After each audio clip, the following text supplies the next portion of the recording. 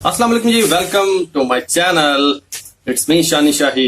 तो हम देख रहे हैं जी असुरन मूवी, जो है साउथ की और तमिलनाडु की भी होती हैं। ये सारी साउथ वही आ जाता है, तो बहुत मजे की होती हैं मूवीज वगैरह यहाँ की। हम अक्सर पाकिस्तान में लोग देखते हैं, बहुत शौक से देखते हैं बल्कि।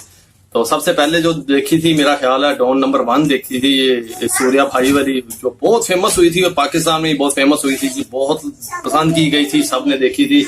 तो अब असुरन का लास्ट पार्ट देखने लगे हैं, 8वां पार्ट है और मूवी हमारी कंप्लीट होगी। इसके बाद देखते हैं। कोई और अगर आपके कोई माइंड में हो तो बताइएगा, किस पे रिएक्शन दें। तो चलें लास्ट पार्ट देखते हैं, फिर उस पर बात करते हैं जी, एंड क्या था और कैसा रहा। चले। तो इसे कोर्ट से बाहर ले जाओ। अरे पार्वती, हाँ? जाओ। जी साहब जी, शिवमणि कहाँ है? उन्होंने कहा था यहीं आएंगे, आते ही होंगे। ठीक है, जाओ।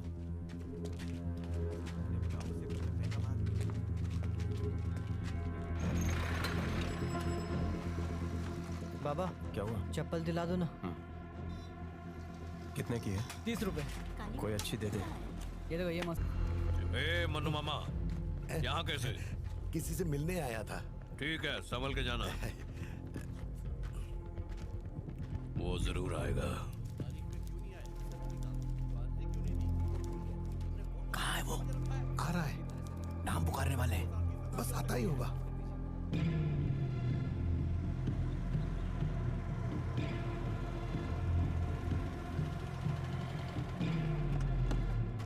सारे छोकरे लोग आ गए। आ गए। नजर रखना, बचने ना पाए। क्या रे? यहाँ नहीं है।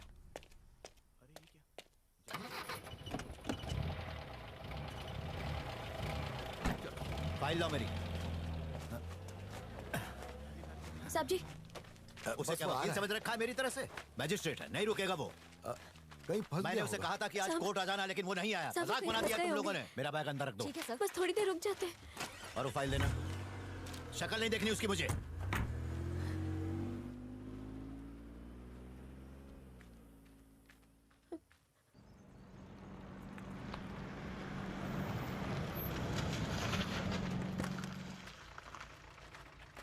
यहाँ क्यों आए हो? तुम्हें वकील की नहीं, अब दुआओं की जरूरत है। साहब, कोर्ट में बहुत खतरा था। देखो, अंदर तो बिल्कुल भी मत आना तुम। आज कोर्ट में मेरी इज्जत की धज्जियां उड़ा के रख दी गई। तुम तो अब बड़े आदमी हो गए हो ना, मेरी क्या जरूरत है? चले आते हैं बेकार में परेशान करने के लिए। अगर आप ऐसा बोलेंगे तो हम कहाँ जाएंगे? उन्हें पता चल गया था कि हम लोग कचहरी आने वाले हैं। उन्होंने हमें देख लिया था। मैं नहीं चाहता था कि अदालत में कोई भी दंगा फसाद हो। इस मुसीबत से आप ही हमें बचा सकते हैं। अब मैं कैसे बचा सकता हूँ? हमारे पास एक जमीन है जिस पर उनकी नजर है। मैं उन्हें वो जमीन दे दूंगा। सिर्फ इंस्पेक्टर से बात करके मेरे बेटे को केस से बचा लीजिए। जज साहब ने बताया कि आप मुझसे मिलना चाहते हैं। Nursing murder case. Sir, accused is the minor, that is the why, the problem is the case is the. एक मिनट, ये कोर्ट है, हिंदी में बात करो सर। ताकि मुझे भी समझ में आए। सॉरी सर, सॉरी सर, जिसकी हत्या हुई वो पहुंचा हुआ आदमी था। मान लिया, लेकिन जो कोर्ट में सरेंडर कर रहा है उसी को क्यों पकड़ रहे हो? तुम्हारा इस केस से क्या फायदा है? सर, नर्सिंग का परिवार उस लड़के को ढूंढ रहा है ताकि वो उसे मार सके। अपनी इज्जत के लिए वो कुछ भी करेंगे।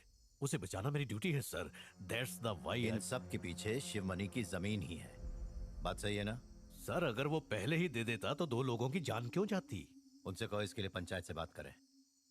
सर, मैं ऐसा कैसे कर सकता हूँ सर? देखो, उनके पास सिर्फ 2 रास्ते हैं। या तो पंचायत में जमीन लेकर इसको यहीं खत्म करें, या फिर शिवमणि के बेटे को मारने की कोशिश में नरसिंह का पूरा खानदान खत्म हो जाएगा।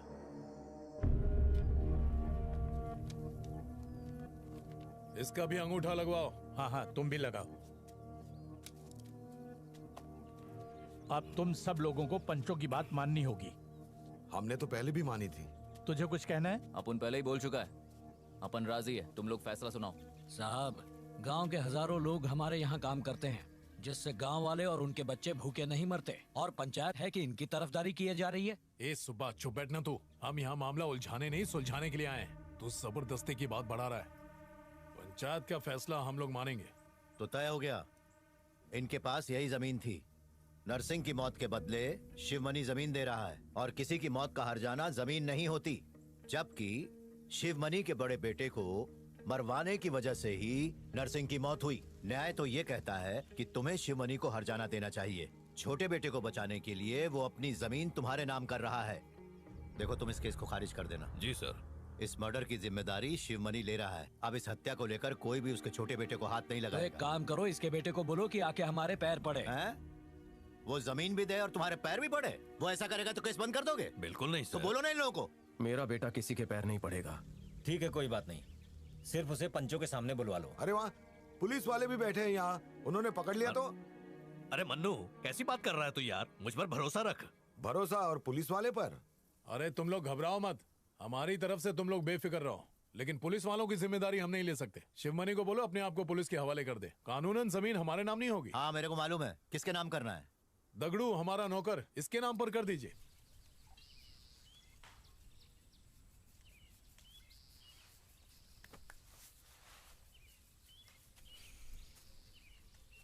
ए चिंतामणि बेटा, किधर जा रहा है? अरे तुझसे ही बात कर रहा हूँ, किधर जा रहा है? थोड़ा घूम के आता हूँ। चुपचाप बैठ जा, कहीं मत जा। पेशाब करने जा रहा हूँ। दूर मत चले जाना।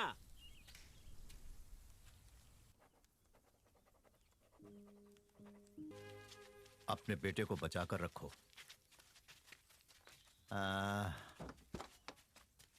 एक काम करो, लेके वहीं पहुंचा। अपने बेटे को सुरक्षित जगह पहुंचाकर मुझे मेरे घर पर मिलो।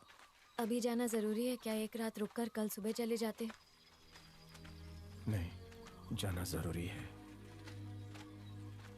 जाने से पहले चिंतामणि को समझा देना, उसको कहना रोज स्कूल जाए। ठीक है। हम लोग पंडित जी से कहकर एक पूजा करवा लेते हैं, ये भला टले। हाँ, ईश्वर हमारे परिवार की रक्षा करे।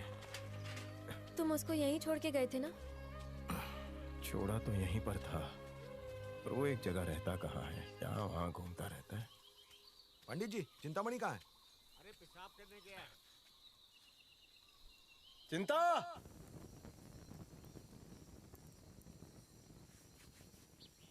ए मनु मामा, कब से तुम लोगों को ढूंढ रहा हूँ, कहाँ चले गए? दगड़ू अब तुम्हें क्या चाहिए? जमीन तो दे दी ना। अरे जमीन मुझे नहीं चाहिए, ये लो। क्या? ये लो कागज।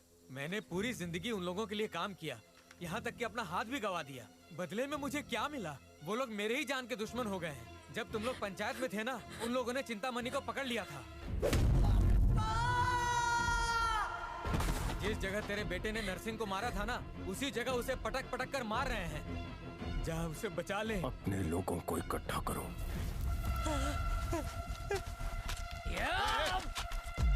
इतनी जल्दी मार देगा क्या? इस पिल्ले को तड़पा के मारूंगा। वेंकटेश, इसे इतनी बुरी तरह से क्यों मार रहा है? जब मेरे भाई को मारा था तब चुपचाप तमाशा देख रहा था, अब क्यों मुंह फाड़ रहा है? तुम पंचों का अपमान कर रहे हो। अरे पंचायत की इज्जत को अपनी जूती पर मारता हूँ।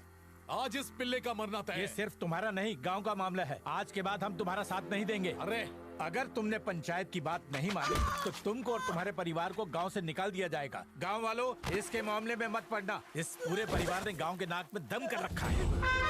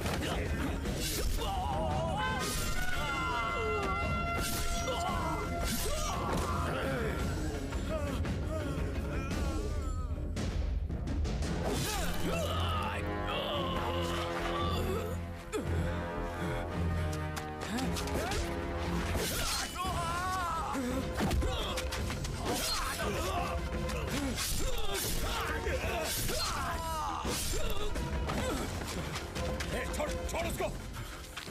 मुझे फिर से राक्षस बनने पर मजबूर कर दिया।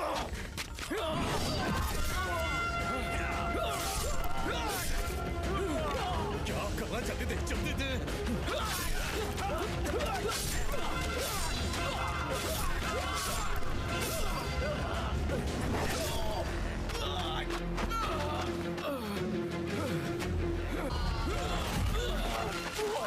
बचा लो, मेरे को बचा निकालो मेरे को। एक गाड़ी लेकर आ। मरना।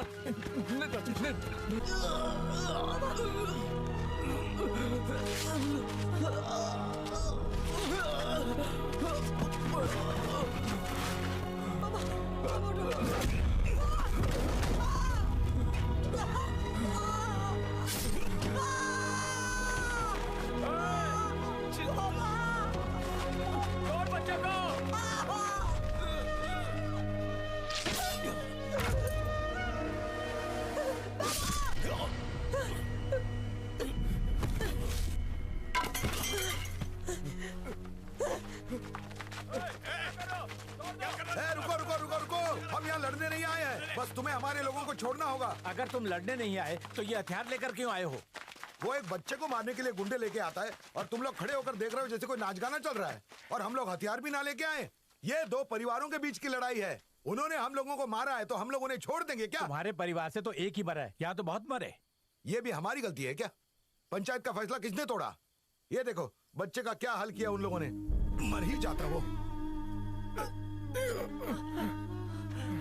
तुम अपने निजी मामले को जात पात में बदल रहे हो, ये ठीक नहीं है। अंजाम जानते हो? जब ये लोग बच्चे को मार रहे थे तब तुमने उन लोगों को क्यों नहीं रोका?